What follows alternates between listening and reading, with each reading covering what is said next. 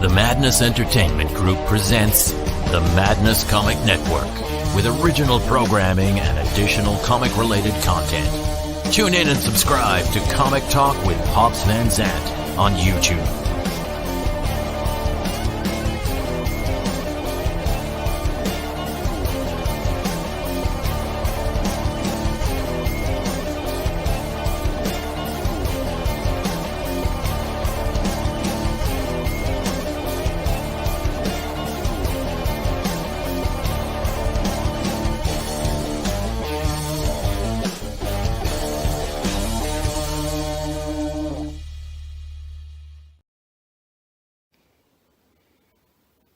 Hey, yo, it's me, Pops Van Marmalade, and you're watching the Comics-Related Madness Network.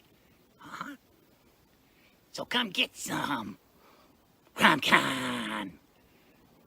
CromCon.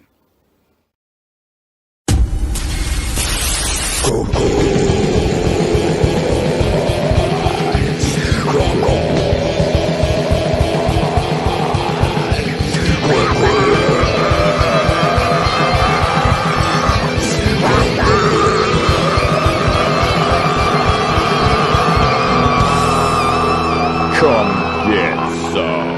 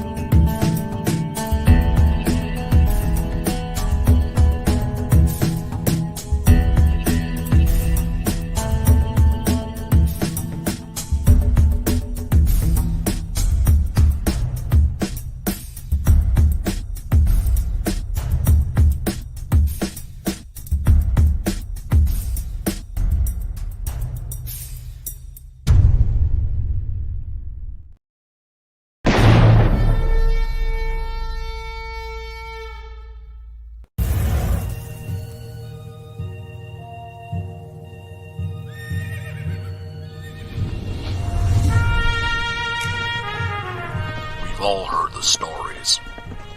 We've all heard the legends. Wyatt Earp, Doc Holliday, Billy the Kid. But there's a secret history to the Old West. One that seems too strange to be true, but, well, we all know what they say about the truth.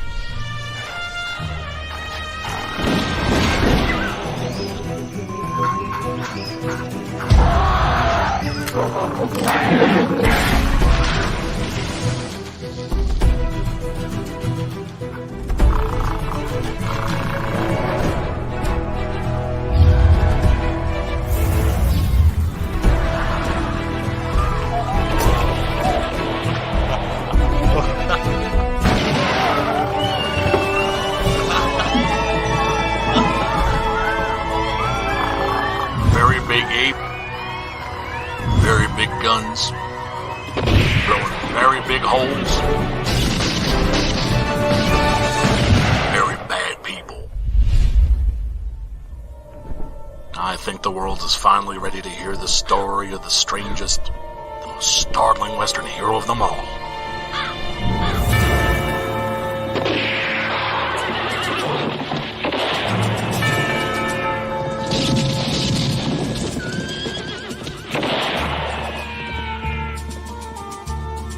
Six-gun gorilla, long days of vengeance.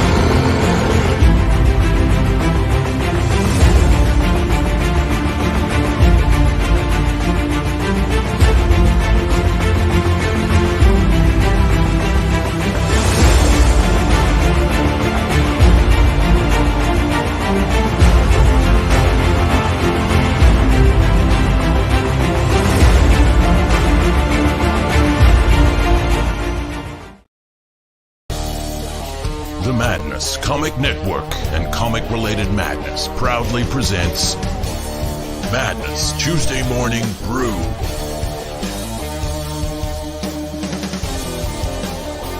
Tune in to our content on Comic Talk with Pops Van Zandt on YouTube.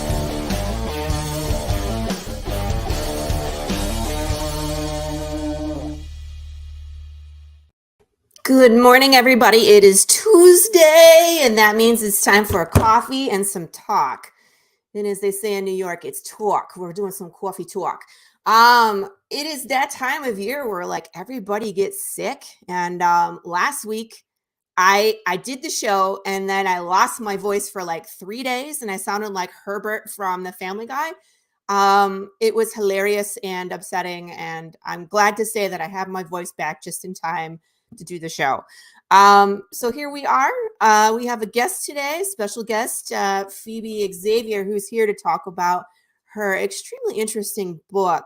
I had a chance to look through it, and I got lots of questions, even from the title. It's something to, it will make you think, it will make you feel. It might gross you out. It has all sorts of stuff, and it fits in with the madness because it comes with its own disclaimer. So I just want to show everybody we have our disclaimer. Again, rated statements following broadcasts are not necessarily the opinions of the Madness Comic Network. Blah blah blah. Doc says, read it again.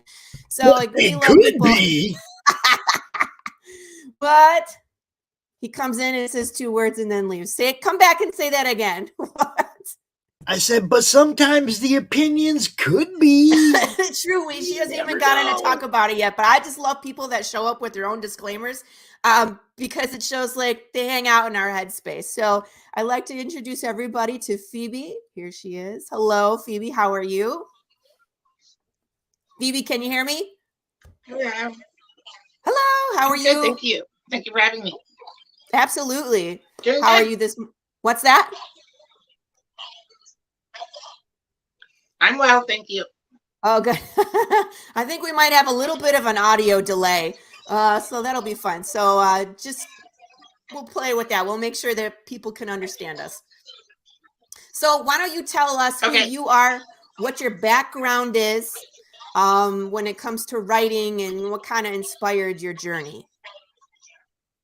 Okay, I am a 45-year-old trans woman, and I've been writing different stories since I was 10 years old, and I run a small indie comic book brand called 123 Go Publications. And what I'm on to promote this today and what I'm promoting this month is my book that's coming out. It's my first prose book, and it is a short story collection, 17 stories. It is called Superliminal Latency. And yeah, as you said, it does come with a warning up front because a big chunk of what's in the book is a genre that I have been working on called horror porn, with very graphic sex, very graphic substance abuse, and very graphic, disgusting violence. I see. So what kind of inspired you to write that? I'm curious. I run with what I imagine. Like if I come up with a good idea and I can see it through, then that's what I write. Horror isn't necessarily what I read or watch a lot of times, but if I have a unique concept that I think hasn't really been done, then I do my best to see it through. Gotcha. And how long have you been writing for? Like 35 years. Wow. I mean, I wouldn't say that I was writing very professionally when I was a teenager. I spent most of my 20s and part of my 30s as a hip hop artist. So I used to write a lot of songs. So even when I wasn't that focused on storytelling in comic book or short story form, I did write a lot creatively in musical form. Very cool. So I'm going to bring up, let me see here. Here is the cover to this collection of short stories. And I just wanted to talk to you a bit about the title, Superliminal Latency. That's Grace Atrophy on the front. That's what. That's what? On the cover is Grace Atrophy. She is in one of the stories called The Trojan Salvage. Gotcha. Okay. So I just want to talk to you about the name, though. So superliminal latency. I had to go look up these words because even though I'm a wordsmith, I'm a writer myself. I was like, these things are outside of my common knowledge. So obviously we all know what super means, but liminal, I found like two different meanings. So either transitional or occupying a position at both sides. So that's interesting to me, considering the stories where it's like you could be on either side of the content, you could be either side of the story. And it's almost like when I was reading the beginning of it, where it's like the warning was, you can't unread some of this stuff, so beware. So it's like you can be on both sides that way too, where it's like you can think one way before you read it, and then now you're thinking a different way after you read your stories. So I thought that was a really interesting word, so superliminal. And then latency, of course, is potential. So the potential, of these stories is really, really something. Beautiful artwork. Who's the artist on this cover? Keel Bryant. Keel Bryant is someone who I worked with in developing my comic book Sidereal Apogee, and I haven't worked with him in a few years, but I did let him know that this image that he did for me a few years ago was going to be the book cover.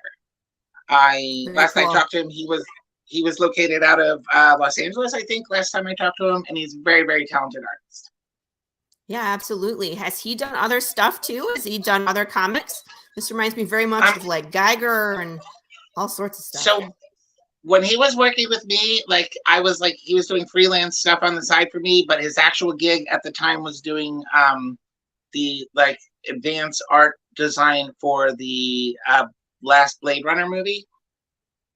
Okay, amazing. Well, that makes perfect sense now that I'm looking at this, It's like beautiful and edgy, and he is super talented. And so in regards to the title, my process often involves coming up with the title and the ending for a story first. And I would say that I didn't even put a lot of thought into superliminal latency, that it was just a term that to me was sci-fi as fuck and could be a blanket or umbrella title that you could put all sorts of stories underneath. I did an interview the other day where someone said that they didn't know what latency means, but latent, we all know what latent means. I don't know, right? Undiscovered potential, right? Yes. Or undiscovered or unlocked anything. Yes. And superliminal is also then a antithesis sort of word or opposite word to subliminal. So rather than what is subliminal, is more overtly projected, more overtly. Okay, thank you. That makes sense too. It's like there's so many ways you could interpret the title for this work. So it's like it again, it makes you think, which I really like. I like anything that makes me think more into the story, more into what's behind it. I love naming the characters of my comic book for that reason, is because there's always another layer you can add to a work of art, and words is such an effective way to do that subtly. You know what I mean? Where it's like your people are understanding almost subconsciously what you're trying to tell them. So it's interesting. And so then let's go a little bit more. Go ahead. After the fact, after I had this title, I went back and plugged that phrase into one of the stories. That's perfect. It's like the movie where it's like you have to, whatchamacallit, where they say their name. So here's a list of contents, people.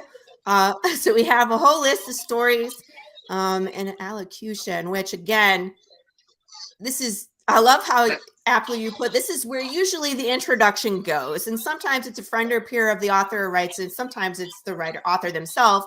So this is me, Pax, writing here, but this is a warning as much as an introduction.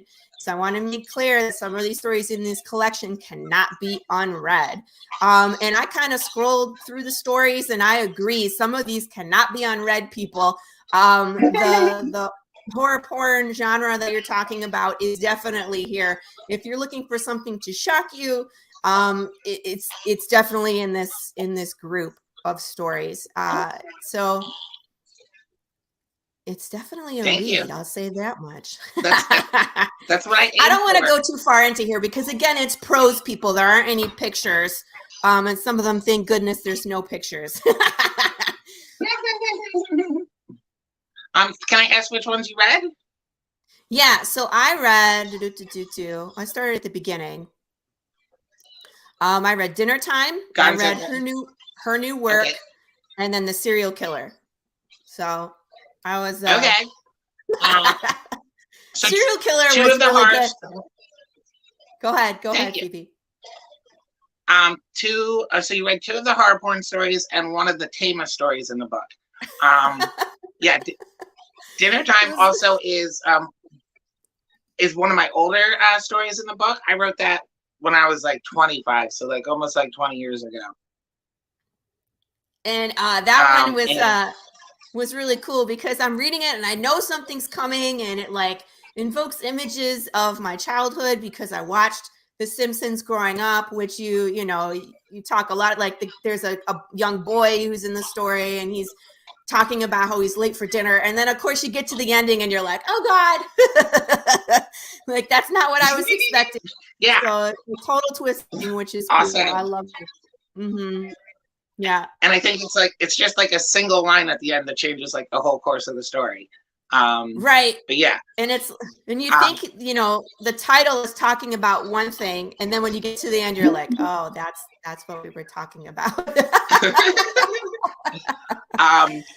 Yeah, and so the other 2 you mentioned definitely are horror porn, and I think for both of them it was so I've been to Trail Days. Serial Killer takes place in Damascus, Virginia. Trail Days is an event that Appalachian trail hikers meet up at, and I kind of wound up there on accident one year because I went. I like to go camping at Mount Rogers in Virginia, which the Appalachian Trail runs right over it. And so when I met some people there, they were like, "Are you here for Trail Days?" I was like, "No, but that sounds fun. Let's go." And so Trail Days is like a real like little festival in the small town of Virginia. And I kind of I met a girl named Goldilocks who is partially the basis of the girl in the story. And then it was like a few years later, though, that I was at a different event that someone dropped like a whole box of like cereal to our camp, and they were all like 1/8 full. I'm like, it's like, what? We're gonna finish this before dinner. Like, yeah, right, ridiculous. And then someone even making a joke about, oh, you're the serial killer or this or that. I was like, oh, I have a story idea now. And isn't that funny? Yes, that cracks me up. That like stories will just pop out of nowhere, and it's just like if you're good morning, Chris. If you're just a writer, it's like they can hit you anywhere, which is cool. Morning, Chris. How are you? Yeah, and then it's a matter of jotting it down and like coming back to it later. Right. Which I feel that's kind of what your whole compilation is all these stories where it's like maybe you had an idea, you didn't have time to flesh it out at the time and like wrote them all down, came back and put them on paper, made them into what you wanted. And then you're like, in my opinion, I have that as well, where it's just like, what do I do with these? I think it was really smart where you just put them all together and was like, here's this work, body of work that I've been working on, focusing on for a long time. Just haven't had time to really put it down and then, put it out into the world and let people consume it. How exactly are you publishing this? Are you self-publishing? Are you going with the publisher? Like, what's your intention for this book? So initially, I'm definitely going to self-publish. The same place that my comic books are featured, indieplanet.com. indieplanet.com /123go, and you can find our comic books. And this prose book will also be featured there. And I'm also going to put it up on Kindle. And I know that, it's not actually out yet. The version you have is 95% done, I'd say. And Gotcha. me and my editor, Joseph Surveillance have been, we're on the final pass of editing. We're hoping to get it done this week. That's what I got to do later today after I go food shopping. But today's my day off. I usually wouldn't have even been awake by now, but I got up 2 hours early to come and talk to you.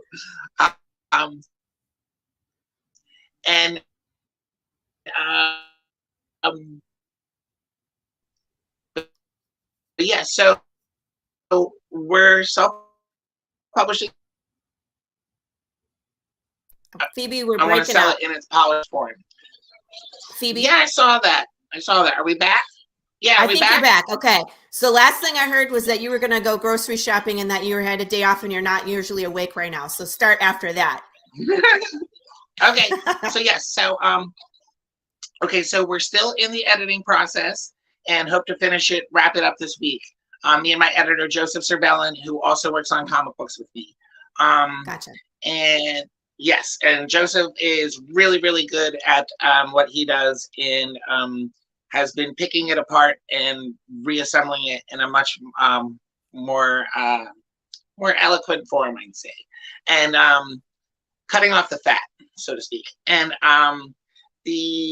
so we should have a really tight book within a week or two, and I can't promise when it'll be on any of those places, on any of those websites. But for now, go to indieplanet.com /123go, and you can purchase my comic books there. And the book will also be there. And we're also going to throw it up on Kindle or Amazon or all the most easily accessible ebook options. And hopefully that'll be up and running by Christmas. Oh, very cool. So just in like a week or so, week and a half. Oh my God, it's almost Christmas. Oh. Yes, it is. See my holiday theme I'm not hair? ready. Oh, it's okay. Beautiful. Yes. I've been wearing red with morning. my green hair for Christmas. Good morning, other people. Good morning. That's very cool. So anything else you would like to share with us about your book? About the book? I don't know. I think it's a lot of fun. I would say my favorite story out of it is the Slipstream fiasco. And if you get a chance, take a look at that one. That one is a comedy, and it does have some graphic elements, but it is it's not really a horror, and it's about a ghost in a distant space city who is telling you the story of how he met his wife and how he got a huge hole blown in his head. And and that's a comedy. That's awesome. Yes. It's absolutely a comedy, and it's intended to be read in a thick Texan drawl because he's like, even though he's deep in the future, he's like 40 generations straight of proud Texan people. That his mom tells him stories of what Texas used to be like, the greatest place on earth, and his best friend is a talking walrus who is always at his favorite bar, and his wife is an escaped sex clone that they just have a factory where they breed clones to be sexually subservient to people, and a riot occurs and some of the girls escapes, and then he meets the woman of his dreams, Leandra. Nice. So that one, that's one of my favorite ones. I love for you to read that when you get the chance. And in general, everybody, go out and find this book in a month or two. And in the meantime, if you'd like, find some of our comic books, read some of our comic books. What's some of your comic books? What the titles? Okay, so Sidereal Apogee is the cyberpunk anthology, and that is actually a lot of the characters from Superliminal Latency appear in both. Like Grace Atrophy, who's on the cover, the cover character, she's in at least 2 issues of Sidereal Apogee. We also have Gunmetal Black Ops is our espionage book, espionage assassin stories. It's an anthology as well. There are kind of two main characters that recur in that one, and that's Jade Lion and Black Cauldron are. Am I there? Am I here? You're back, I think. Am Say I here? something. Am I here? Okay, cool. There you go. There you Okay, go. so Gunmetal Black Ops. Gunmetal Black Ops is our espionage anthology with which follows the recurring characters Black Cauldron and Jade Lion, and they are a very sexy, sassy lesbian assassin team, and Nice. that they're a couple, and yeah, they're great. Oh my god, it was really fun to write for them. Like in the story that they're created by Frederick B. Roseman, and in the newest story that I'm working on with Frederick, they're like going back doing Quentin Tarantino quotes, like as they're like shooting people and going through an Egyptian pyramid to find treasure or something. So they're definitely very fun characters to write for.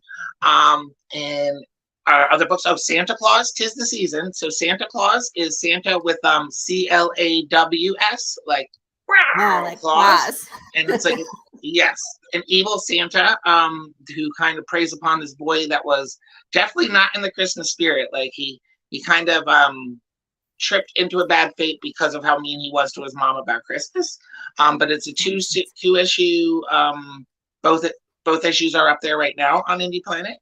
And our other books are Moloch Reigning Devil is a fallen angel who was sent to hell to kill Lucifer, and then once he killed Lucifer, he becomes the devil, but all the demons don't necessarily want to work for him right away, and so he has to kind of like bring them into order underneath himself and then go and attack God.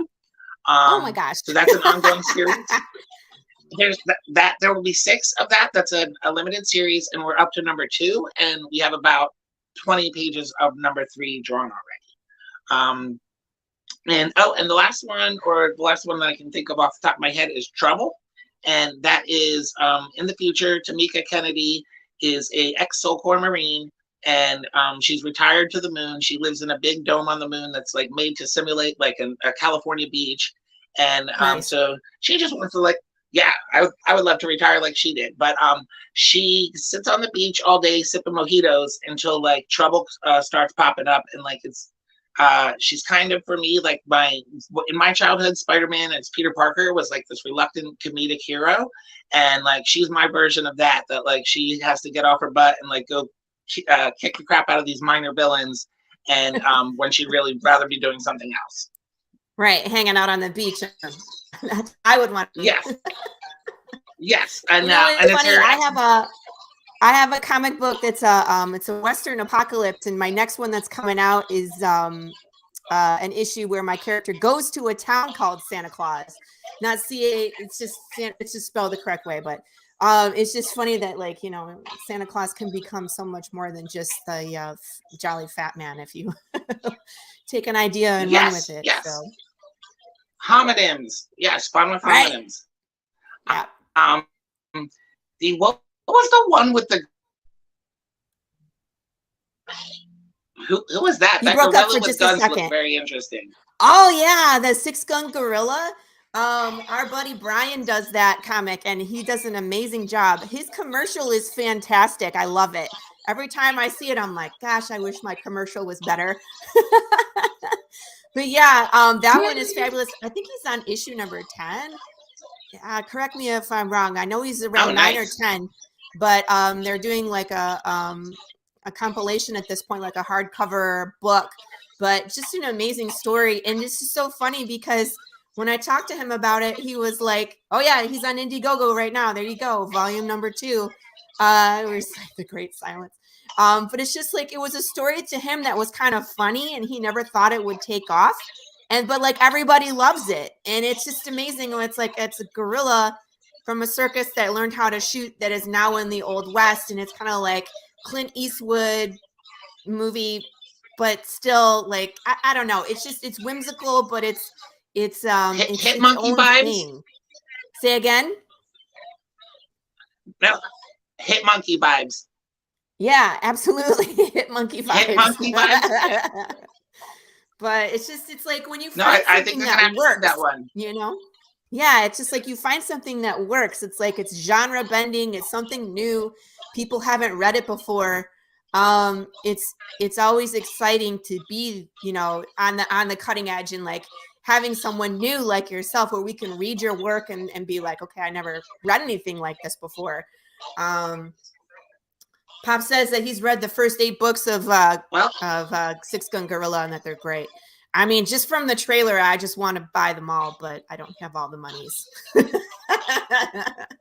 Right? I mean, there's some really good commercials, and we have a lot of creative people out there that are looking, you know, to get their work seen. So that's what the show is about, is like building community and talking with people and finding out what else that we haven't seen before, you know?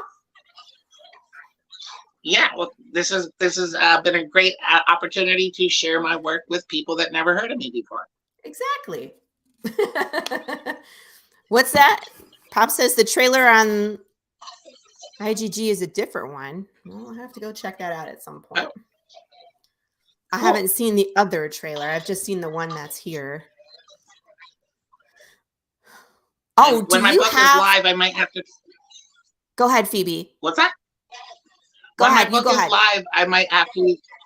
When my book is live, I might have to come back and get like a 10-second promo plug. Buy some space in your ad space. Yeah, absolutely. We're always open. Another thing is if you have a link for any of your work, so like your comic books, your indie space, I know you read it to me, but let me actually write it in the comments so that people can click on it and go there. So read it to me one more time. It was indie, okay. INDIE. INDYPLANET.com and then /123go. / I think it's this one. 1, 2, 3, go. Yes. Is that correct? I'm trying to read. IndiePlanet.com. I think I'm not sure if it's this way or I'm not tech savvy. / Okay, so / is the one when you're reading from left to right, that it starts at the bottom left and goes up to the right. There we go. Gotta get it to go the right way, people. The other one won't do much good.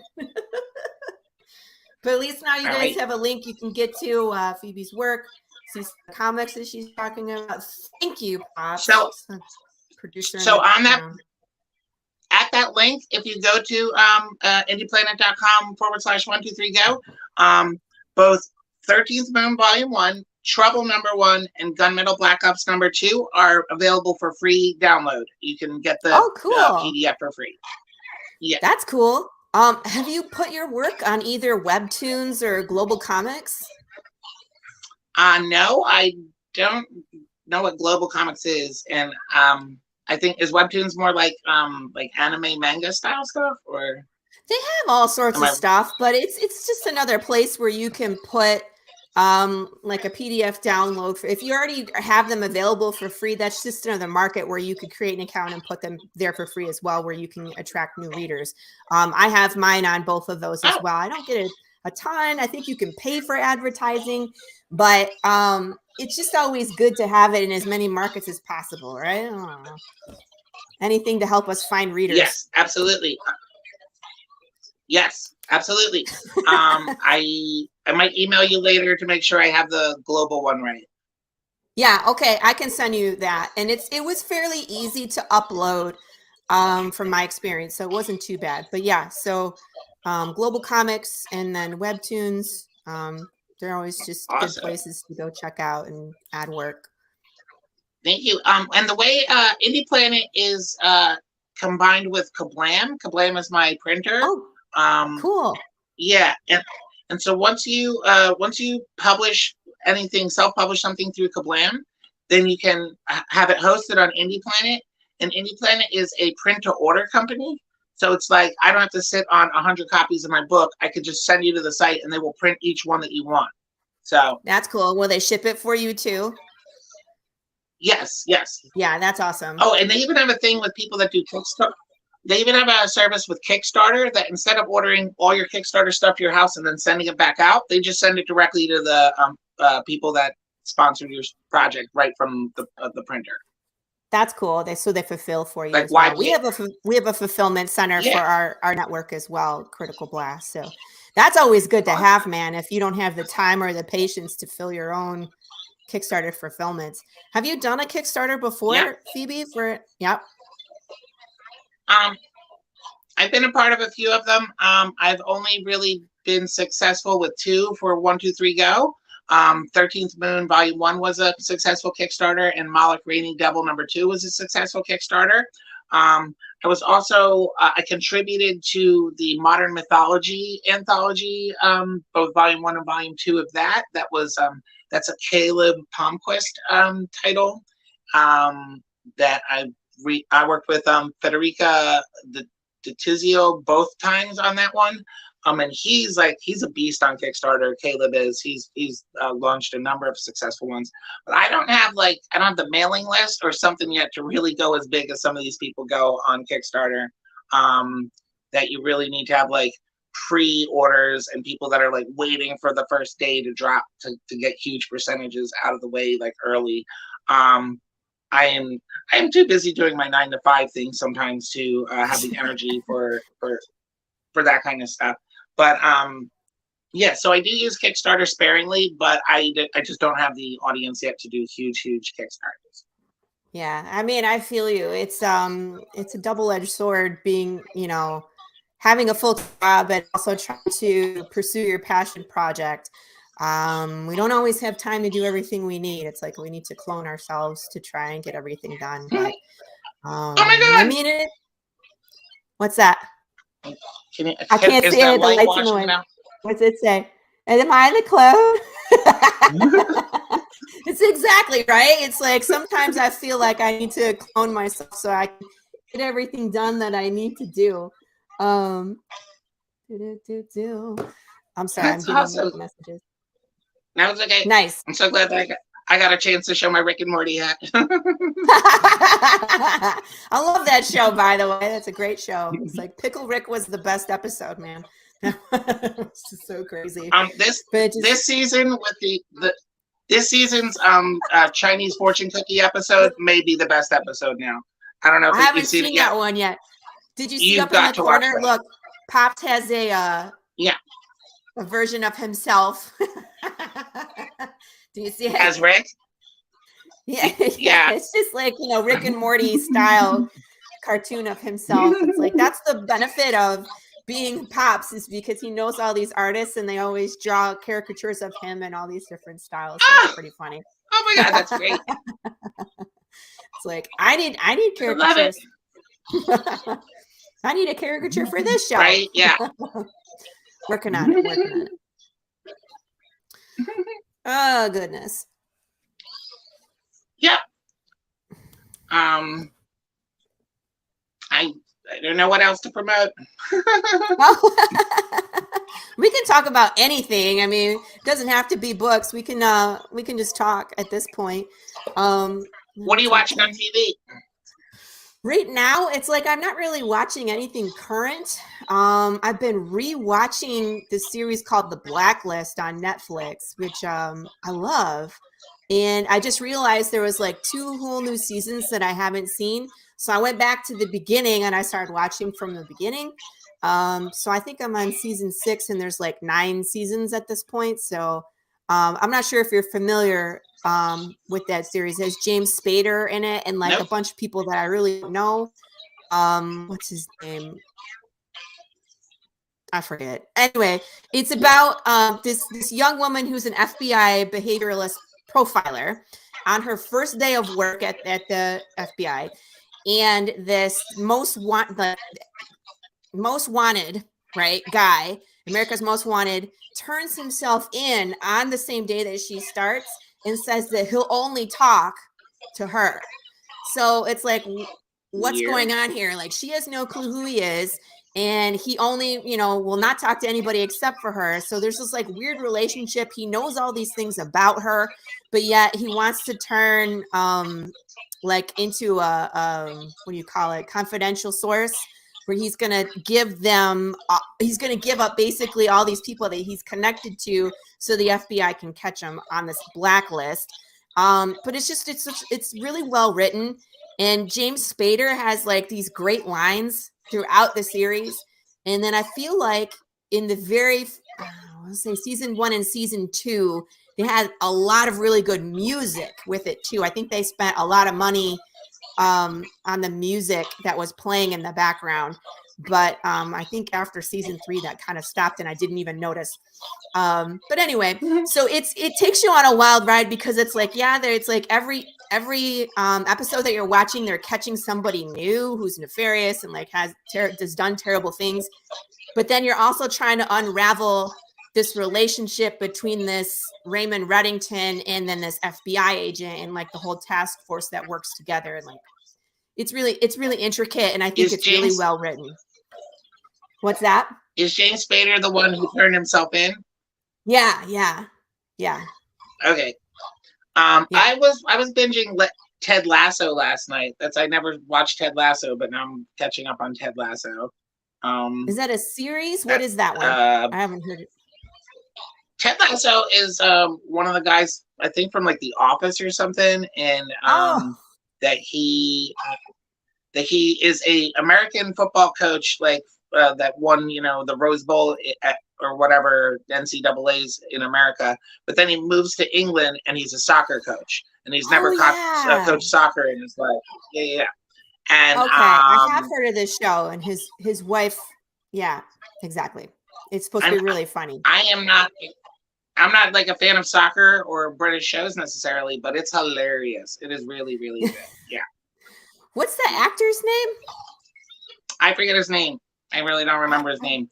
Look it up on IMDb. But I just finished the guy.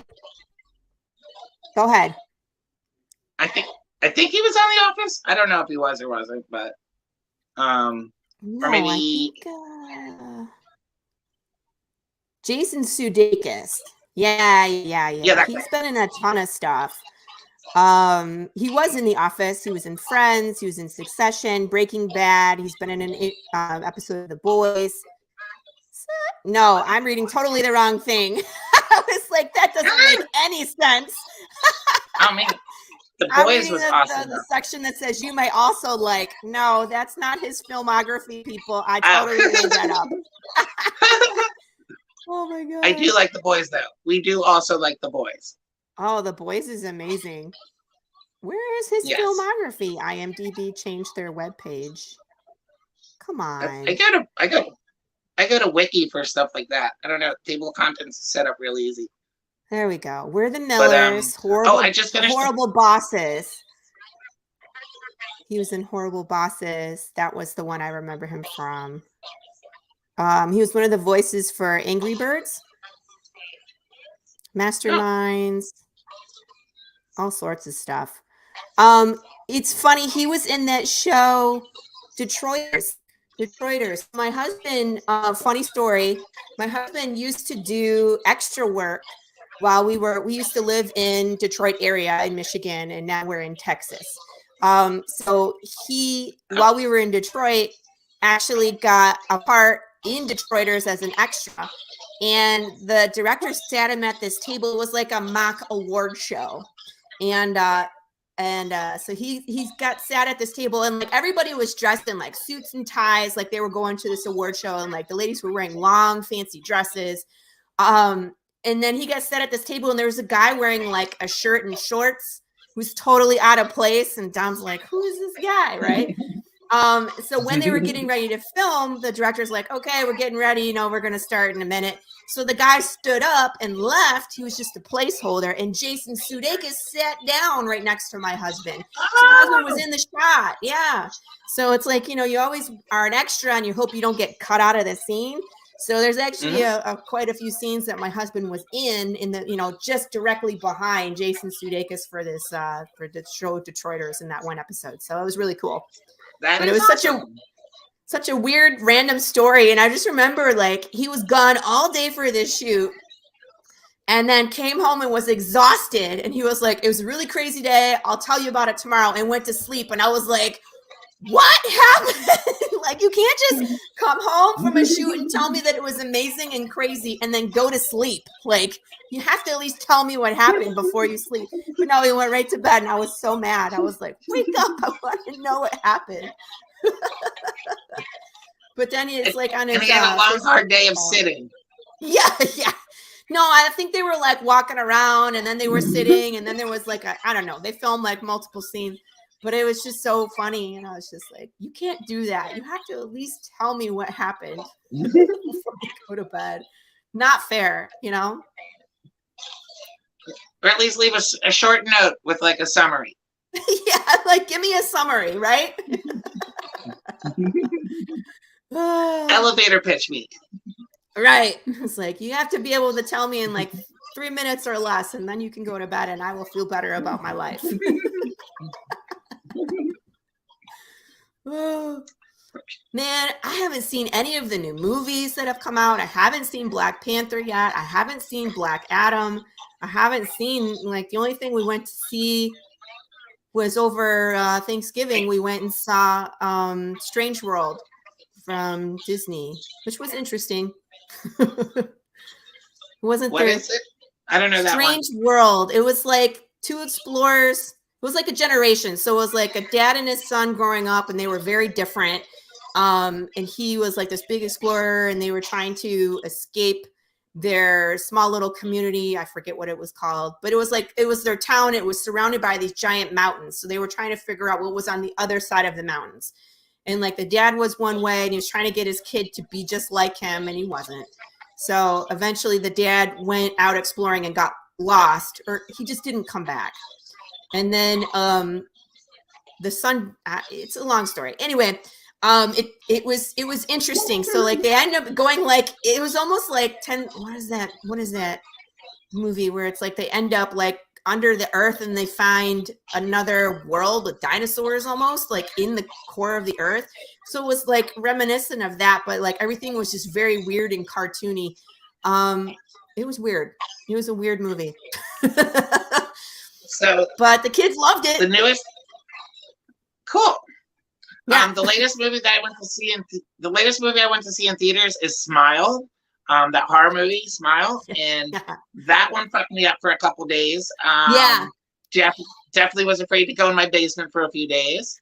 Yeah. But it's really good. That was really good original new horror movie. I did see Black Adam. I like Black Adam, but I watched it all online. Wednesday on Netflix was really good. I've been hearing good things about that. I just haven't seen it yet, but yeah, totally recommend that one. Also, The Peripheral just ended. Season 1 of The Peripheral. It's on Apple, and that is based on a book by William Gibson, who is my favorite author and one of my biggest inspirations for writing cyberpunk. Cool. So yeah, I totally recommend The Peripheral to anyone who likes kind of cerebral, complex sci-fi. Also some incredible action. My husband was watching that one too. He recommended it, and it has to do with time travel too, right? It's not exactly time travel. It's more about the ability to transfer information from through time and space from one timeline to another. Interesting. I could see how that could get really cerebral. Yes, and from what I'm given to understand too, in our modern understanding of quantum physics, scientists do believe that it would be possible to send data to the past, but by doing so, you would create a fork in the time stream and create a different timeline. But I don't think it's even that far-fetched what they've written. Yeah. That's crazy. Hello, Quentin. Hail to the chat. Quinn, this is Phoebe. Say hi. So what was I gonna say? Hello. One of the I was gonna say about Smile. After I saw Smile, I went grocery shopping. You know how in like the grocery carts they had the adverts? And like in my grocery store, all the adverts are like of real estate agents who are smiling really big. And I was like, oh God, I can't even like it just changes. That movie will change your perspective of smiling and how like people right? It's like Yes, You can't. I made a Facebook post the next day, or maybe when I got home from seeing it that night. I made a post that if I ever see someone about to kill themselves in front of me, I will kill the fuck out of them quicker than lightning. Here, let me just run you over with my car. Bye. Yeah. I got that for you. You want to be dead? Okay. Right. It's like, okay, let me help you. Oh my goodness. Yeah, that movie, I agree. I think it was really well done. I think the cinematography was amazing. All the Easter eggs were like, her mug had a smile, her earring had a smile. You know what I mean? Like the chart on the hospital where it's like your pain level, and it's like where you're smiling is all of a sudden has a new meaning. It's like where it's supposed to be, you feel good, and your smiling is now like ominous, and it's like, ooh, I don't like it. You know, it just changed up how everybody saw. And did you see the marketing campaign that they did, Phoebe? I think it was at a football game or something where they just had people in the crowd paid to like stand up and smile all creepy. That one. Yeah, they did it at a bunch of sporting events like football, baseball, soccer. There was just the one person, like baseball is like the person behind home plate. And all they did was smile 100% of the time and just had a t-shirt on with like the movie details. And it was just like, no, thank you. Yeah, no, that's creepy for me. Super creepy. Yeah. Yeah. The sound effects in that were really good too. And my friend who I went to see it with, though, I'm going to do a little spoiler alert here. So I'm going to spoil part of the movie. People. So tune out if you haven't heard it. Okay. So my friend who I went to see the movie with cannot get over the fact that they believe she killed this cat and they haven't committed her to the hospital. Like they're like, I can't hang out with you while you're throwing these fits and like killing cats. Like, and wrapping them up as presents. Like, if anybody in your life killed a cat and you commit that person immediately to the mental ward, okay? Like, like you don't just let them leave. But they just let her investigate. They just let her leave. Oh my gosh. So that's like I knew something was up with that cat. I knew something was going to happen with that cat, and it wasn't until she got to the party and the kid was opening it that I realized. Like that's when I realized. I was like, "Oh my god, he's in that box." You know what I mean? Like, oh no. Yeah. I said the same thing. Like as soon as he started unwrapping it, I was like, "Oh my god, it's a dead cat." Yeah, it totally was, and I was like, "Well, there's Mr. Mustache. I think his name was or something."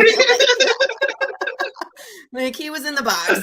What's in the box? That's funny. So what's some of your favorite horror? Since horror is kind of like a genre that I think that we both like, what's some of your like top 10 horror movies that kind of influenced your work? Sorry, my hair. Okay, Suicide Club. Do you know that one? Yes. It's a Japanese. Suicide Club is one of my favorite horror movies. Let's see. Oh, I don't know if it's called The Ninth Gate. Maybe. Is Brad Pitt or not? Johnny Depp. Not Brad Pitt.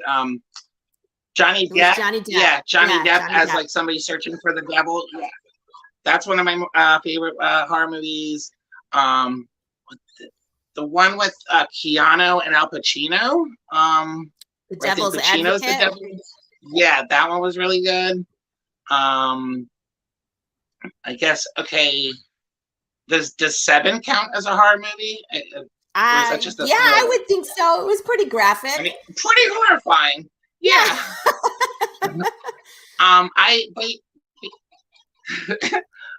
But yeah, I don't actually watch that much horror. Another one that I liked, I think it's called The Audition, is another Japanese movie.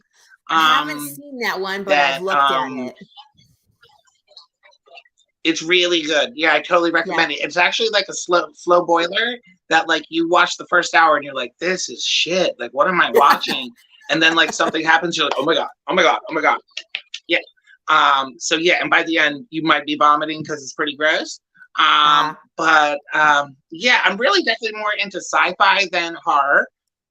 Did you like Event Horizon? Tell me your opinion on Event Horizon. Oh yeah. I definitely like that. And I also, about the time that it came out, one of my best friends was named Justin. And Mr. Justin in that movie gets his eyes torn out. And the guy is like, they won't be needed where we're going, Mr. Justin. And I would say that to my friend all the time and would just like make him creep out. But yeah, I like Event Horizon. I also feel like there might have been a couple inconsistencies, like in that require suspension of disbelief. But it's also like that. I believe the thing that is creating it is like supernatural and omnipotent in that way, and like kind of keeps recreating reality out of their minds, sort of. But yeah, I like Event Horizon a lot. And that's a good example of the crossover between sci-fi and horror. Yeah, that's what I was thinking. I was like, I feel like that one would be up your, I mean, Allie, I mean, that one was definitely, I mean, it did leave a very lasting impression with me as well. It was one of those movies, like you watch it and then like, you're still thinking about it days later. You're like, wow, they really went there. You know what I mean? Because some movies are forgettable. It's like, yeah, it was gross and whatever, you know what I mean? But those movies where it's like, you watch them and then like, hours later, you're still you're in your feels, you know what I mean, about it. Those are the ones that, like, the ones that we're talking about. It's like 7. It's like, oh my God, when you get to the end of 7 and what's in the box, it's like traumatizing. Yeah, you represent people.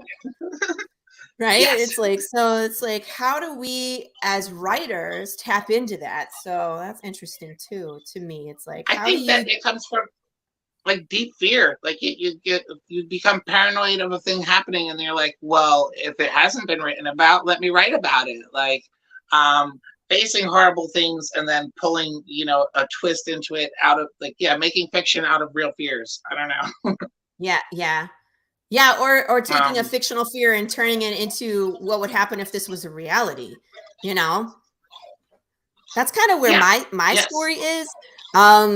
My comic book is the Path of the Pale Rider. It's a Western apocalypse, and it's like, it's a comic book where the death process has been broken. So your body can die, but your soul stays in your body after you're dead. So you get to like hang around and enjoy your own decay phase. I say enjoy loosely. So it's like you're still in your body as it rots. So you get to go through like the whole memory loss and detachment and violence. And it's like people, animals, insects, nothing gets to leave. So again, it's like this irrational feeling of being afraid of, I don't know. It's like body horror. You know what I mean? Where it's like, you get to hang around as you decay and you get to go through that. So, and then just thinking about all the different aspects of how that would affect the world and people. And so that's kind of where mine stems from. Say again? That sounds very scary. Very scary. So and of course we're making it into a comic book, so you get to see it too. Hooray. Awesome. Yeah. So is that a book you have? Yeah, that's the comic book series that I wrote, and we just started producing this year. We self-published issue number 1, and then issue number 2 is in production right now. I'm currently with Charter Comics, who is going to be publishing issue number 2. So that's where we're at. We're just in the beginning of the story, and that's the issue number 2 that's called Santa Claus, or Welcome to Santa Claus. So it's cool. Fun times. Awesome. Mm-hmm. Do you know how many issues it's going to be? So my first arc that I wrote is 13 issues. So like when I wrote it, I came from production. So I actually wrote it as a full-length movie, which we then broke up into 13 issues. So so like there's one arc. There's I'm writing the second arc, which I'm almost done, which is going to be about 12 issues. And then there will be a third arc to kind of wrap everything up. So it's a long series and it's going to take me a long time to get it out, but it's all part of the process, you know. It's like awesome. You said it started as a screenplay? It started as a screenplay? Yeah, I was writing for a production company in Detroit called Coattail Collective. I froze. What was that? I froze for a minute, but I'm back. Oh, okay. I was writing for a production company in Detroit called Coattail Collective. and I was doing some web series. I was writing like a spy series, and it's kind of where I got my taste for writing screenplays, and wrote a couple things for them, and then wrote this massive one. And it was like, it's so big that we couldn't produce it as a smaller production company. So then it was like, what do I do with it? You know what I mean? We always have that moment as a creator. It's like, I made this thing. What do I do with it? Or do I do anything with it? It's like, do you let, people read it and get their impression? If you get a favorable response, then what? It's like, do you turn it into a comic? Do you pitch it to other production companies? Do you write it into a novel? There's just so many different ways that you can go.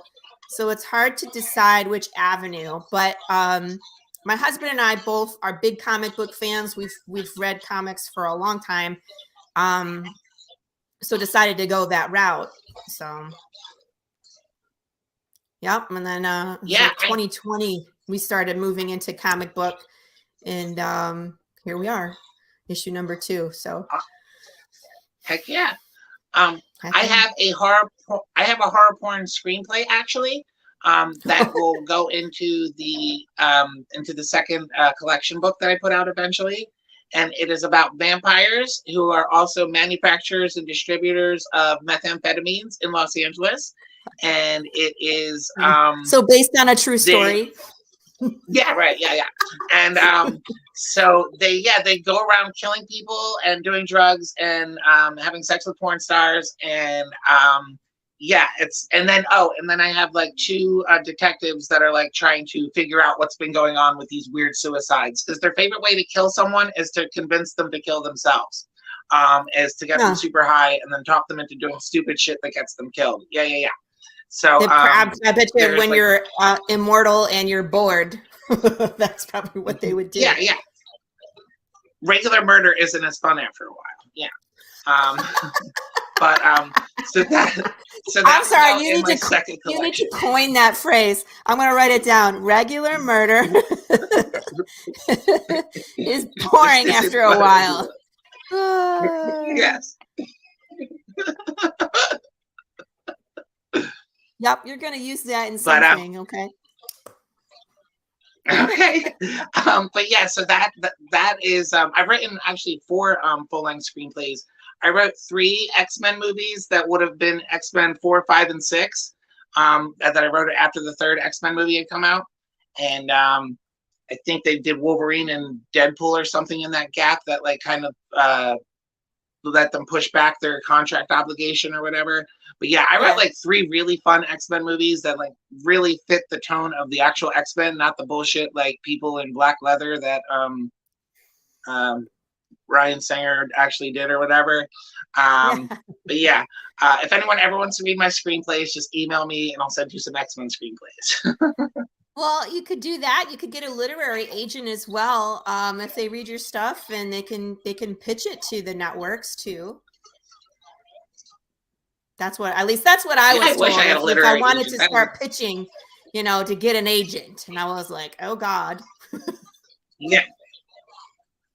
Yeah, and to not send unsolicited screenplays to people. Oh no, then they just take them. They're like, oh, who's this? Nope, I'm going to erase Phoebe's name and put my own here and then pitch that. And so yeah, don't send them unsolicited stuff.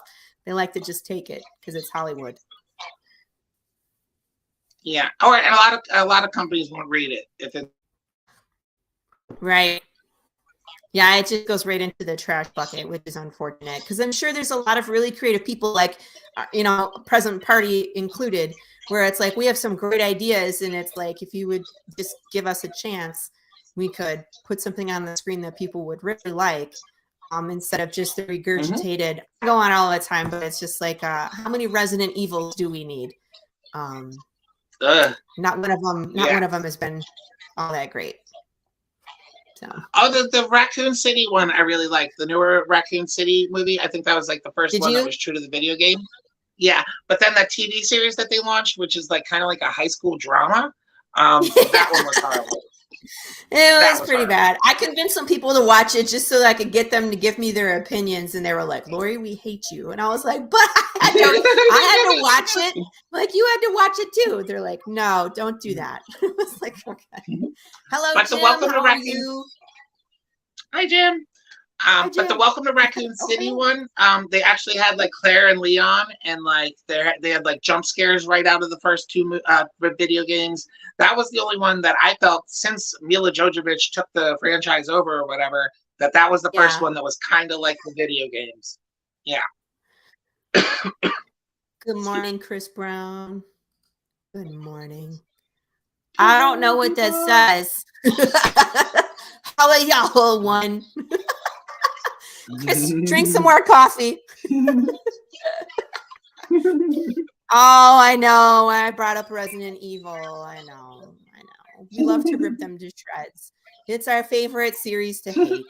I love the animated ones, though. Like the animated ones, of course, are the closest thing that you can get to the game. But this was another topic that I had. I don't know if you play video games, Phoebe, but I have yet to find a video game that has been successfully turned into a series or a movie or something successfully, where the fan base agrees that it was good. You know what I mean? Yeah. Jim, this is the real show. Oh man, we could talk about the AI one. I downloaded that. Never mind. We'll get back to that. That'll be our next topic. Do you play games at all? Okay, so the only video game that I play is a turn-based, text-based gladiator game called Blood Pit. And so we enter our data, and then it runs once a week on Sunday morning. The server runs. And there's only about 80 of us on the whole planet to play the game. And you use you use Dungeons and Dragons kind of stats. It's like strength, dex, constitution, intelligence, presence, and size. And your hit points are based on size, strength, and constitution, and a little bit on race. You could be a half orc, a dwarf, a elf, a half elf, a human, or a halfling. And then you pick like your strategies, and then it gets plugged in, and then the server just runs like probabilities against other characters. So you get 5 teams of 5 characters and yeah, you could do team battles. The people that do team battles are corny. And yeah, so I think my best character right now her name is Cherie. Oh, all my characters are named after characters in my book, all my game characters. Of course. So I believe Cherie is a dwarf who's like 127 and wins, 67 losses, and 5 kills. Like that's probably the best character I have now. And eventually your character is going to get killed. Like people usually don't make it up to 300 fights. That's pretty hard to do. Because by the time you're up to 300 fights, there's someone with 150 fights that has all the same skills as you, but a lot less permanent injuries. So eventually you'll get what we call a perm pop, which is if you have a level 7 permanent injury and someone perms you there again, the limb just falls off and you die. So yeah, if anybody wants to go to bloodpit.net, bloodpit.net, you can be a part of that. That's the only video game I play. I've never heard of that one. That's interesting. And I used to play it as a kid. It used to be a play-by-mail game where we would send them. Mail. Yeah, we would send them $5 every week, and then they would mail us back the results. Yeah. But someone put it online like 15 years ago, and they run it for free now. Yeah. That's cool that they run it for free now. And you don't have to wait so long for your results. It's just once a week. I mean, it's once every Sunday. Yeah, that's nice. Yeah. For people that have watched, I'm Gen Z. I'm Gen Z as fuck. I'm Gen X as fuck. I was gonna say I'm Gen X. I'm like borderline Gen X or millennial, and I kind of claim Gen X. I don't see myself as a millennial. I don't know. You get like the weird overlap in the beginning of the 80s, and I just don't see myself as a millennial. So I claim Gen X. Anyway, I was going to say people that have been watching the show know that I love playing Fallout, which is a really cool, it's a platform game. I play it on the Xbox. Oh, they're having a whole nother conversation in the chat about Christmas. And you know, it's like there's lots of different versions of Fallout that are out at this point, and they're working on. I think they're working on a live action show for Fallout, and I don't know whether to be excited or upset. You know, because if we're gonna get the screen is paused. I think you're back. You're back. Okay, you're back. Okay. I was going to say, I was talking about Fallout, and I don't know whether to be upset or not about the show. It's like if we're going to get the Hollywood version, yeah, and they're making a new Fallout, which hopefully they can fix some mistakes. And they were talking about tapping into the roots for New Vegas for the next one that's coming out. But I'm really concerned about this show where it's like I don't want them to mess it up. You know? Yeah. It's like the Resident Evil treatment. You know what I mean? It's from a video game to a show. I don't know. Hopefully they can do it justice. It's like depends on who's the writer. It's kind of like what happened with Halo. There's a Halo show that nobody really thought was good. Pretty soon we're going to be getting The Last of Us, which is a video game. I think, Phoebe, you are back? I'm back. I'm here. There you are. But I think The Last of Us on HBO should be interesting because HBO is doing it. We'll see how that turns out. But we all know what happened pretty much with Walking Dead. Well, Walking Dead wasn't a game. It was a show, you know, it was a comic book that got turned into a show. So it was successful in the beginning and then it kind of petered out. So we'll see. We'll see. So, okay, about Fallout, I definitely don't play Fallout, but there's only two things I know about Fallout. One is that they use bottle caps for money. And I say bottle caps. I say bottle caps all the time. So my friends who see them, they're like, "Oh, you like Fallout?" I'm like, "No, I like bottle caps." But the other thing is, so our bathroom code at my work for a while was 2077. So I would get to say to people, they'd be like, "What's the bathroom code?" And I'd be like, "It's the year that the bombs dropped in the video game Fallout." Yep, it totally is. You know, and it's so funny. It's like if it was the future, if the bomb had dropped in like the 50s, and it's the future, you know, of that, where it's like you know, nuclear wood paneled cars, and you know, I love like the Nuka-Cola. Everything is like nuke something. Oh yeah, Cyberpunk 2077. That was 2077 too. So there's lots of good like video games out there that have potential to be something, but it's like we almost need to find that showrunner, or like they need their own network, kind of, where it's like Marvel has Kevin Feige to produce like I'm not talking about the new stuff. I'm talking about the old Marvel where it was like leading up to Endgame. Like that was so well crafted. And it's like we need someone like that can take these other potentials and develop them in their correct light. And it's such a hard thing to do, I think, to do it and to be able to successfully make that audience happy. You know what I mean? It's so hard to do that it's just like, just don't do it if it's not going to be right. I don't know. I'm ranting. I think it would be best left in the hands of a fan who is also a talented writer. Like, exactly, but are they out there? I don't know. I think I'm a better writer than Bryan Singer, but I didn't get to write any X-Men movies. Yeah, but it's also about who you know. I think that's kind of how Hollywood works too. It's like you got to have those connections. Yep, absolutely. You're right. It's like, oh gee, Christmas. Right now we're back to Christmas. All right, what were we talking about? Fallout 5. La la la la. La la la la la la la la la la. So what's happening with the Walking Dead game, Chris?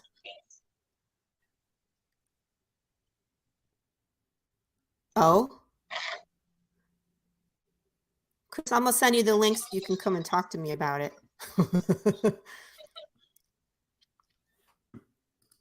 I'm on my camera, so I can't really interact with the chat much. No, you're fine. I want to hear news. Oh, did anybody watch the newest Blade Runner anime. It was CGI. I think Black Lotus, Blade Runner Black Lotus. I have not. It is really good. I would totally recommend that. I would like to see that. I love I love Blade Runner. Blade Runner. Yeah. And it's a pretty unique twist on the replicants, and incredibly rendered and a lot of good action. I just recently got to finish the Cyberpunk Edge Runners. I'm so behind. I started watching that, and that didn't really capture my attention. Really? However, Pantheon. Yeah, sorry, I don't know. That's okay. Pantheon was really good. Did you see any previews for Pantheon? No. Pantheon is a very, very good cyberpunk story. And I think it's another one of the ones on Apple. But it's animated and it's really, really good. Very well put together. What's that one called? Pantheon? Pantheon. Yeah, Pantheon. I think there were 8 episodes. But yeah, like a young girl and a young teenage girl, teenage boy who both get twisted up in this international intrigue, based all on tech industry kind of stuff, and a lot of it, which no, it's like based on the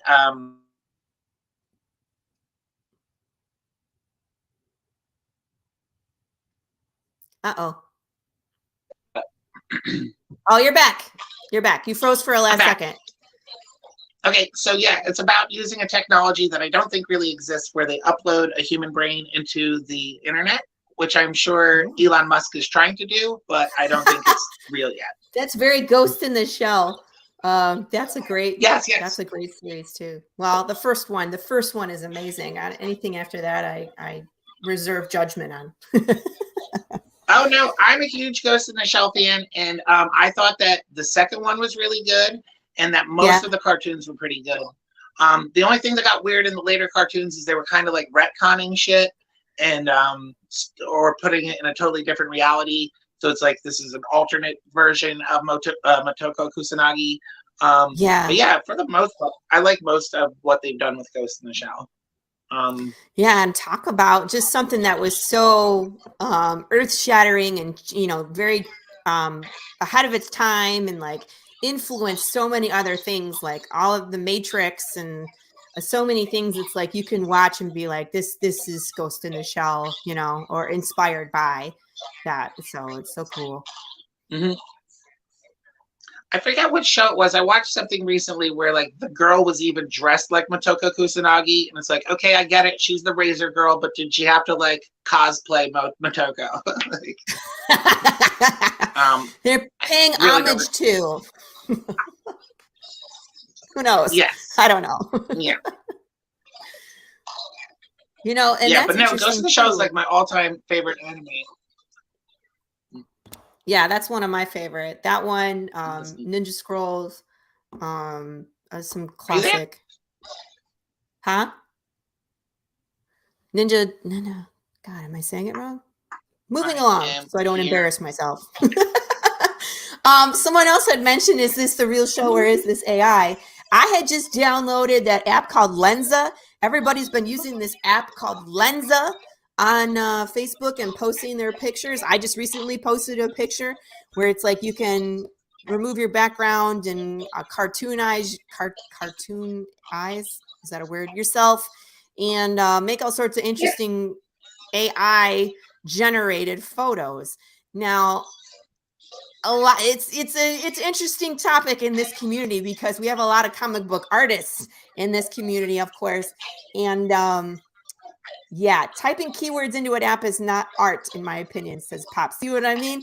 It's like, it's very touchy, but I would never use that for art for my comic. I just like making avatars for my Facebook. But it's like that new thing that's like interesting and somewhat scary, what AI does. You know what I mean? How are we at that point where it's like, you as a consumer can push a button on your phone and download an AI app onto your phone and start utilizing, like I never thought I would have AI at the touch of my finger. Promote too many people who make their living doing art. Exactly. See what I mean? So it's like, it's an interesting topic right now. So I don't know. I mean, how do you feel about that computers? app? Computers definitely have a greater capacity to like just have more processing speed and more memory than our brains have. So it's kind of inevitable at some point they're going to be much smarter than us, as long as we keep the electricity on. Which, who knows? You know, we could have nuclear war any day now. You know, that's still a possibility. So I think that AI is definitely destined to take over a lot of our jobs. But we're not quite at a point yet where it's infallible. I mean, aren't Teslas like crashing into people regularly, or like internally combusting on accident and stuff? But I have seen, I forget what the one is called. There's the one that you have to get on a waiting list to even like access the AI. And I see some really cool stuff come out of that one. And I'm on a waiting list for that one because I want to request it to do the Uncanny X-Men in the Uncanny Valley. So I want to see how that would look. I'm on a waiting list to get. I think it's DALLES, DALLES. That one. Okay, yeah, I've heard of that one. Yeah. And, Pops, I got a comment about that. Okay. Go ahead. No, go ahead, Phoebe. No, go ahead. He keeps bringing up the. Yeah. So I think that it's like, it's inevitable that AI is going to replace a lot of jobs that are right now done by humans. And it would be especially sad to see them take over like painting and drawing, things that are like so intrinsically human, that like, I don't know. But I mean, I work in food service. I would hate for a robot to take my job because it pays well. But I can see the floor. Okay. So I was going to say, Pops, yes, there are bots that can write. Yes, there are bots that can write, but a lot of that stuff like makes no sense. You can ask a bot to write an essay, like my buddies over at Culture Junkie, which is another channel. They actually asked a bot to write a blog about Batman. And it started out actually pretty well, where it was writing the history of Batman. And then it just started, the AI started making things up that made no sense. So it's weird, but yeah, that's been happening actually for a while, where they ask a bot to write about a subject or like write commercials based off of previous commercials and stuff like that. It's really weird and interesting to see how AI kind of thinks, which is a weird thing to say. I don't know if it can create something new. That's the thing. Can it? I don't know. Maybe someday. I've seen some paintings by AI that look very original, and like, you know, I would hang a print of that on my wall possibly. I think that it's not as complex and intelligent as it will be one day. But like, wasn't a few years ago, didn't we have the AI tell us that he wanted to kill us all?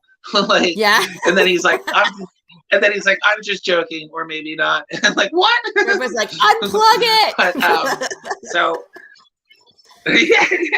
You're right, unplug that thing. But that's how Terminator starts. So it's definitely scary, and also but I think so I'm on Twitter a lot. I've been on Twitter since 2008, I think, or 2009 maybe. And especially in the 2016 election cycle, me and a lot of my friends took to the art and science of bot hunting. And like, because there were so many phony interactions available on Twitter. So you find, like, I used to play a game called Bot, Russian, or Just an Idiot. And I would try to figure out like which it was. And so one of the things one of the tricks that I learned to fuck up an AI chatbot is start talking to them about their body, ask them about their hands, like, how do your hands feel? Because they don't have hands, and that like kind of trips up their whole like, wait, what? Like, I can through words talk about ideas, but then if you want to talk about the body that I don't have, that kind of trips them up. And there's also a number of things that are plugged into that can access the API of social media that will sort all these statistics for you. So you can sort of read the statistics of their posts, who they post with, and when they post, like, and figure out if it's a human or not. Like, does it make sense? They're posting. Does that make sense as a human? Yeah. Yeah. So right now, with Twitter going to hell right now, is a new replacement platform is being designed called Spoutable, and Spoutable is being designed by Chris Boozy. And it looks really good. And he's one of the original bot hunters. One of his programs is called Bot Sentinel, and it is one of the API interface programs you can use to get statistics about anyone on a particular social media platform. Start to determine for yourself if this is likely a human I'm communicating with or not. But yeah, isn't that crazy in this day and age to even have to do that? Like, it's like you can't. It's like okay, here's what I want to. Most everybody has read Harry Potter. Back in the day, we read Harry Potter. I'm rereading the second book to my kids. No, I'm reading the second one to my kids right now, and there's this part where Harry goes to pick up this book, and Ron says to him, "Don't touch that. You can't." It's like, if you can't see its brain, you can't trust it. So it's kind of like, if you can't see who's on the other side, we don't even know if it's a human or not at this point. It's a really surreal place that we're living in this day and age, where it's like, is that human? Is it a person? Is it even who they, even if it is a person, is it who they claim to be? There's a lot of catfishing. So it's a very strange and surreal place that we are living in these days. Well, yeah, and that's also like, so in that election cycle in 2016, when me and some of my friends were like making a huge big deal out of like, yo, there's an information war going on right now, and other people are like, oh, come on, AI can't convince you it's human. I'm like, yes, no, it is, it's been doing it to you.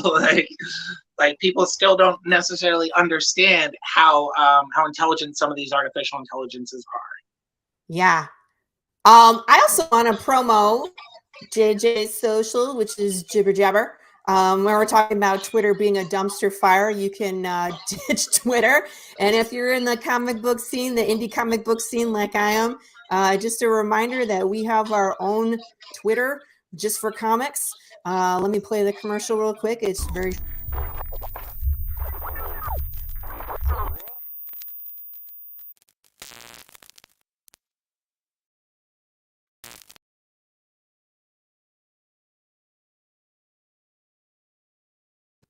It's a cool place where we can just hang out and talk about comics and not have to talk to AI. Cool. Awesome. Or about anything else. So it's like, if you want to jump on there, maybe you're welcome to join us. It was really easy to do. Max, who is the creator of Jibber Jabber, is actually part of our Comic Related Madness Network. And we all signed up. While he was live on the show, it took like 2 minutes. It was really a lot of fun. And it's like, we get to hang out on our own sphere where it's like there's no crap. You know what I mean? Yeah. So that sounds awesome. Nah, there's no data, no porn bots. The porn bots will show up in the comments here from time to time, where we're just like, oh God, here they are. It's like, you gotta get rid of those guys. Don't click on that link. Yeah, don't interact with them. Just block them. Yeah. Late. Me getting nervous, my posts don't make sense as a human. Posts always make sense. At least to me they do. So what does that say about me? I don't know. But I get you. What about Marvel's Sentinels appearing back in the 60s? Was it really in the 60s? Yeah, it was. Yeah. Huh. Yeah. I mean, that wasn't the first like fiction about killer robots or anything. No, just that they were genocidal killer robots. It's just giant collector robots, humanoid robots. But yeah, if anybody hasn't checked out Spoutable, Spoutable isn't even up yet, but it's in development, and Spoutable probably is going to be the only Twitter replacement that's actually better than Twitter. I know there's a lot of options popping up right now, so that's interesting too. And that's, to me, that's interesting as well, because there's always like change is the only thing that is inevitable, right? Because first there was MySpace, and then it was Facebook, and then it was Instagram, then there was Twitter and TikTok, and now it's like those things that were established are going away or changing, and we're getting new stuff. So it's like, you know, everything is changing, and it will just continue to change for, you know, time. What is this that you said, Quentin? I went shopping this afternoon. At first I thought I saw a mannequin in the window, but it turns out it was a human being. So can you clarify, was it a person that was modeling clothes and standing still? Because there are paid models to do that. Or was it just someone standing in a window that you thought was a mannequin and they're just in the window? Just fucking with people. Yeah, right? Because that would be me and my kids. We would just be like... So they have to tell us, Quentin, what it actually was. But yeah, there are some companies, I haven't seen them in a while, but yeah, that will pay models to model the clothing in the front window of the store in the mall, though, which is weird. So you were listing the various social media platforms, and sometimes like I work in food service, and so sometimes I work with people that are like 20 years younger than me. And people I work with will be like, "What's your Snapchat?" And I'm like, "I'm 45 years old. What the fuck is Snapchat?"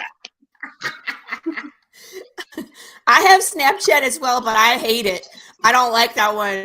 It weirds me out. Like, people friend me, and I'm like, "Who's this?" Delete. And you're like, I think I Snapchat like two people on it, but they have good filters on Snapchat. That's what I like. So even with my Instagram. I've had it for a couple years. I have 3 posts on Instagram. Like, I don't feel compelled to show you what I'm having for lunch. Like, I don't know. It wasn't built for me. Right. I mean, I think it was more as a like photo based. It's like where Facebook was like words, right? It wasn't really about posting a lot of photos. And that's kind of where Instagram took off, where it was like more photo based. So it's like people that were, I don't know, picturally inclined. So it's a great medium for comic books, because then the artists can show their work and they can post reels. Like the illustrator for my comic book is very much on Instagram, or I'm very much on Facebook, because I communicate with words. So it's just interesting, you know, how they separate. But of course now they're owned by the same company, so it doesn't matter. It's one thing anyway. It's just interesting. So I'm on my 4th Twitter account in 12 years or whatever, and because you get banned and then you can't use it. And then so to get this 4th account, I actually had to buy a new phone, because when I tried to sign up for a new account on my old phone, they were like, "No, you used this phone on your last account. We know it's you." So I'm on Mint Mobile with Ryan Reynolds now, because I wanted to be on Twitter. Yeah. Yeah. It's like, that's bad when you actually have to change your whole phone out in order to come back on the platform. Interesting. Yes, and that's what I had to do. Yep. Wow. But I have a lot of friends there, so like, yeah, I mean, I wanted to be in contact with these people that I've been in contact for 7 years. Like, yeah, I would be pretty messed up if it was like, "Sorry, you lose access to all your Facebook groups." I'd be like, "No." It's like, I'm attached to those people. Yeah, no, that's especially like indie comic books. Our indie comic books like community is something that is very plugged into Facebook. Like, that's how half of us know each other. Right. So yeah, that's how I find artists. So yeah, that's how I found my artists as well. Yeah. So yeah, Facebook is unfortunately like a necessary evil. Yeah, I know. It's hard because it's a game, or it's like the algorithm doesn't want to support you, but it's like the easiest way to communicate with a large group of people. I've tried doing the pay to play, where I paid Facebook like, I don't know, something just like $12 for my Path of the Pale Rider page, which is different than the group, of course. And I didn't get any interaction. Let me take that back. I got one interaction from some guy telling me to get the F off of his Facebook feed. And I was like, "I don't control that." And he was like, Don't talk to me, scammer. I'm going to find you and shoot you in the face. And I was like, good times, block. So that's the only interaction I got. So here I am. It's like, you won't promote my stuff, Facebook, because you know what I mean? Like if there's a link, but yet when I pay to do it, I get harassed by a troll. It's like, you just can't win. It's like, how do you succeed? Yeah. What's the answer here? I wonder, and I don't know if this is the answer, but I wonder if you like throw down $2,000 if they're going to give you much better interactions. If they look at you as a more serious I think client. I'd have to really research the parameters that I input, because I think the parameters are so wide open, they're just blasting to people that don't matter. But even when you have to be very specific and drill down and understand how it works, I think, before investing money in that. Otherwise, it just doesn't do any good. So I don't know. I think maybe hiring a PR firm is the way to go, rather than pouring our nickels and dimes into Facebook. But yeah, I don't have the money for a PR firm personally. Yeah. I'm with my publicist, so we're gonna work on that in 2023. So that's what we're doing. Mm-hmm. Awesome. Gotta get me a literary agent, a publicist, a PR firm, and I'm set. I know. And like 2 more jobs to pay for it all. And a clone. Yeah. There we go. We just need a clone. Clone can work all the jobs, and then I can do all the fun stuff. I wish. Oh my God. Are you watching the new Rick and Morty episodes? You watching the new Rick and Morty episodes? I need to get caught up. I'm so behind on everything. Like I said, I just have. Okay, so you're gonna like Night Family, because Night Family is kind of like getting someone else to do the work for you. Night Family is like a John Carpenter horror episode. It was really good. Yes. Also, everybody needs to watch the Chinese fortune cookie episode, because that may be better than Pickle Rick. I wrote that down already. I'm gonna I know that's around at the Chinese episode. Chinese fortune cookies. Yeah, Chinese fortune cookie episode. I don't know what it's got some other title, but if you Google that, I'm sure that the internet will find it for you. Perfect. Well, we're going to start winding down. I got to play some more commercials on the way out to keep us under our 2-hour confinement here. But I just wanted to say thank you so much for coming on, Phoebe. I really enjoyed talking with you about your book. I'm looking forward to when it goes live on Amazon, and when you publish. Please let us know so we can post your link and people can come support you. Everybody, if you look in the comments, I'm going to go find the link again, the one that Pops posted, not the one that I posted, because I apparently am not tech savvy enough to do it the right way. Where is it? Thank you. See, Pops will do it for me from the background. Thanks, Pops. But this is the link to go check out Phoebe's comic books, which are already available. You can download a lot of her stuff for free, so you can check that out and get caught up on a lot of her stuff. So that's the way to go, people. So everybody, anything else you would like to say, or any place that people can find you that we didn't mention? I know another thing to look up is the Dust Horizon.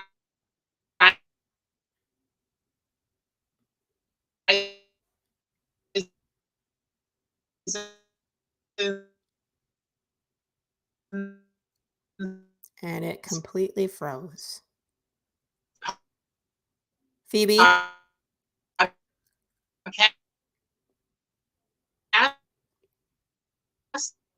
Darn it.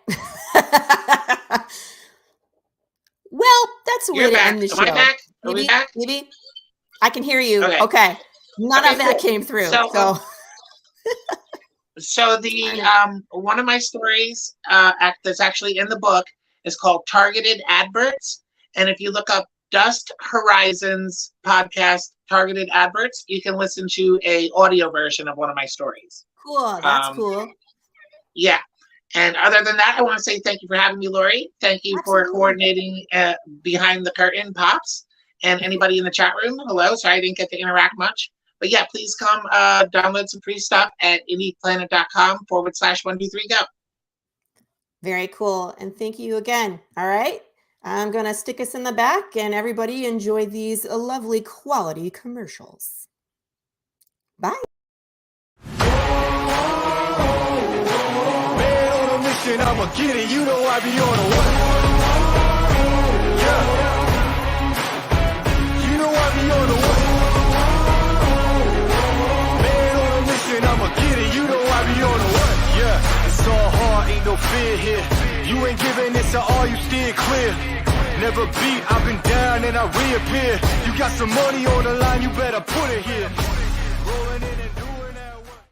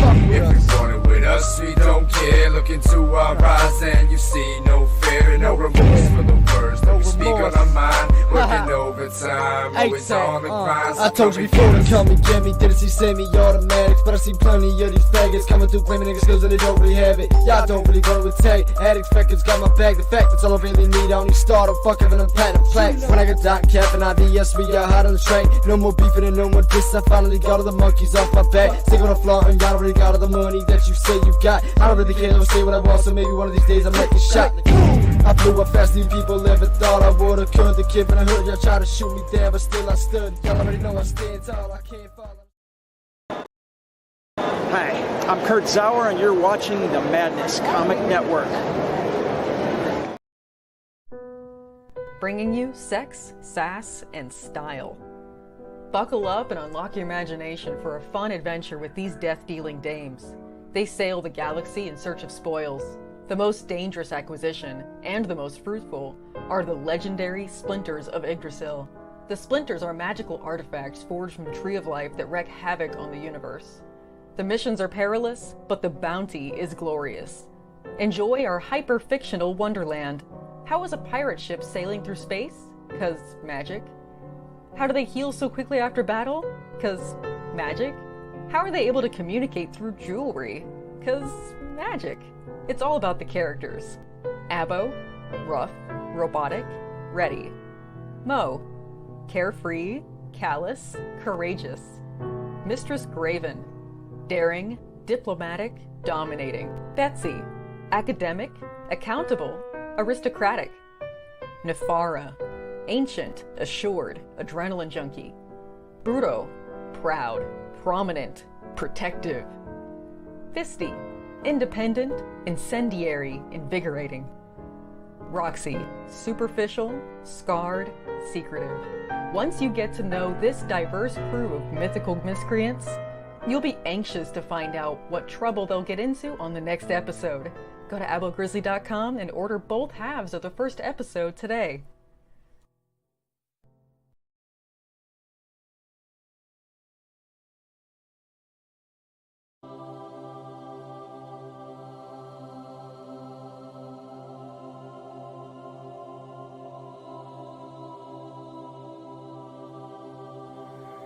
The original intention of the film was just for my personal use, but I thought with it being such a unique thing that I'd like to offer it to anybody who wants to see it.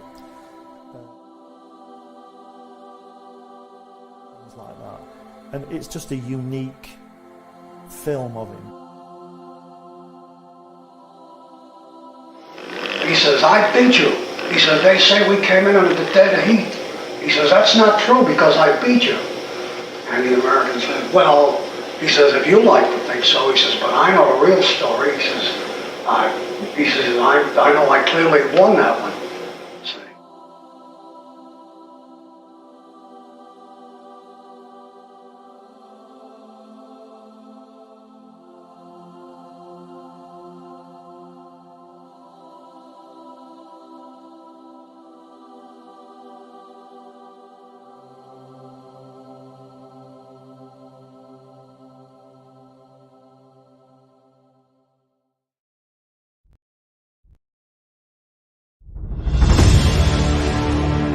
America's southern border has become a war zone.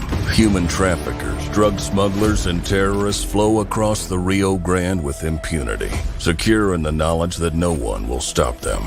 A distant federal government lectures Americans on their privilege while punishing overworked Border Patrol agents who were helpless to stem the tidal wave of invaders and determined migrants. Second-generation Cuban-American Marcos Zamora is a military vet, more patriotic than most Americans.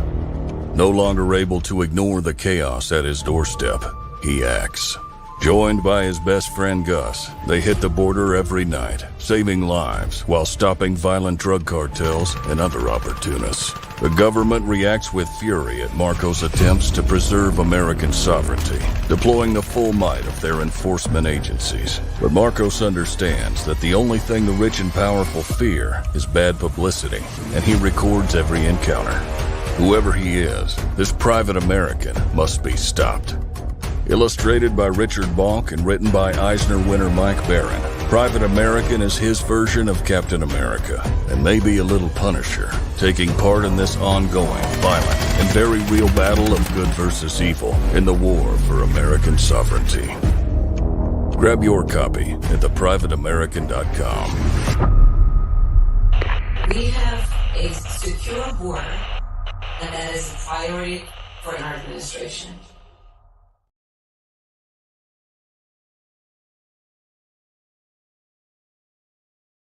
I'm Tanner Hurley, and you're watching the Madness Comics Network. Get some!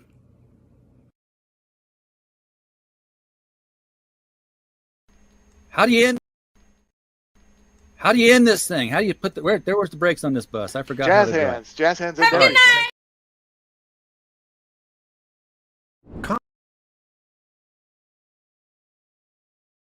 Comic Books for Kids provides comic books to kids in hospitals and cancer centers across the U.S. It's a place where we can all work together to make sure every child has a comic book. 100% of all proceeds go towards the kids. It's about making a difference, and while they're in the hospital, allowing them to fly like a superhero, battle dragons, or rescue teddy bears. We are in every state in the country and now support over 160 hospitals. Every month,